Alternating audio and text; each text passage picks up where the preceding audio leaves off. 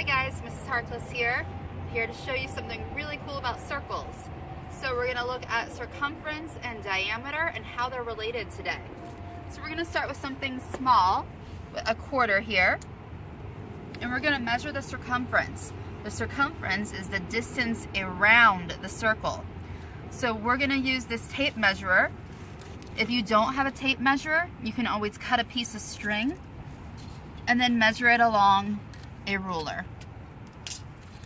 So I do have one here, and this isn't going to be exact, especially with something so small, but let's measure around the outside.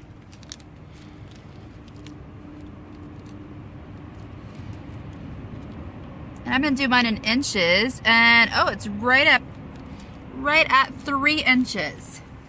So let's write that down here on this chart. Move it to the chart. 3 inches. Okay.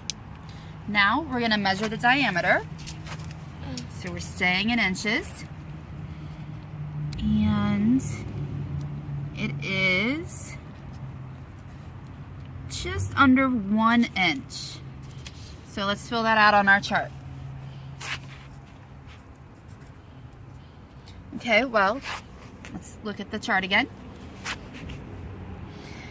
We can tell that our circumference is bigger than our diameter, but let's figure out how much. So we're going to look at the ratio of the circumference to the diameter. So we're going to take the circumference, 3. You can leave it on the chart. My lovely daughter Aurora is assisting us today. All right, you can take 3 and divide it by 1. We don't really need a calculator for that. It's going to equal 3. All right, let's take a look at something a little bit bigger. I've got a roll of toilet paper. I'll try to wrap this up tight. All right, we're going to measure the circumference. And it's not a perfect circle since I just bent it, but it's close enough. And we get to, let's see, 10 and about 3/4 inches. So our circumference is 10.75 inches. Okay, our diameter. The diameter, don't think I mentioned before, is the distance across a circle. So it looks like it's 3 3/4. So 3.75. All right, let's find the ratio. We're going to take 10.75, you can leave it on the chart, and divide it by 3.75.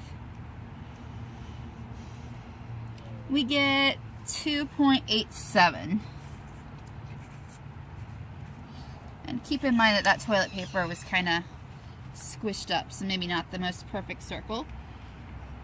All right, we're gonna use my plate from lunch today. We're gonna measure the circumference. So again, we're gonna go all the way around it.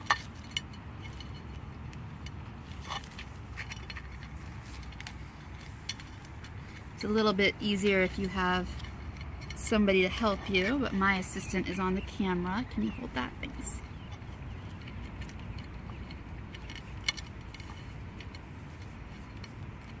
It's going to get really tricky when we do it. Our biggest item yet.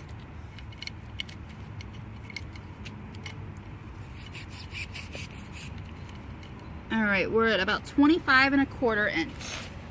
So 25.25 inches. Okay, now let's take a look at the diameter. So the distance across, going through the middle, is at 8 1/4. So 8.25 inches. So let's find our ratio. 25.25 divided by 8.25. is equal to 3.06.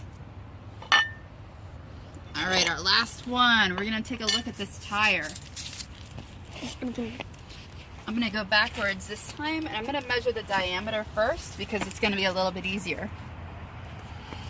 So I wanna go from the top to the bottom, and it looks like just about going through the center, about 27.5 inches. We're gonna fill that in here. That was the diameter, 27.5, so 27.5 inches. Okay, and now this is gonna be a little bit harder. I'll help you. It's probably gonna be less exact. Make sure you're showing it with the camera. I'm gonna put the Sharpie up here to show where I started. All right, I've run out of measuring tape, so I'm gonna start where it ended. It was 60 inches plus another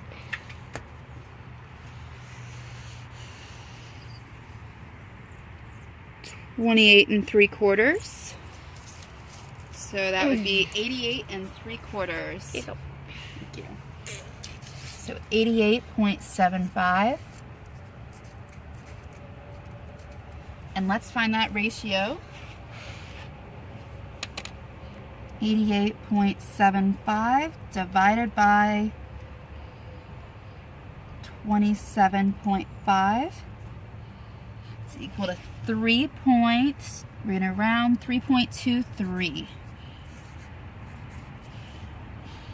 Okay, well hopefully if we're looking at those ratios, we see they're all pretty close to 3. Well, that's because with perfect circles, and if we had measured perfectly, the ratio of the circumference to the diameter is always the same.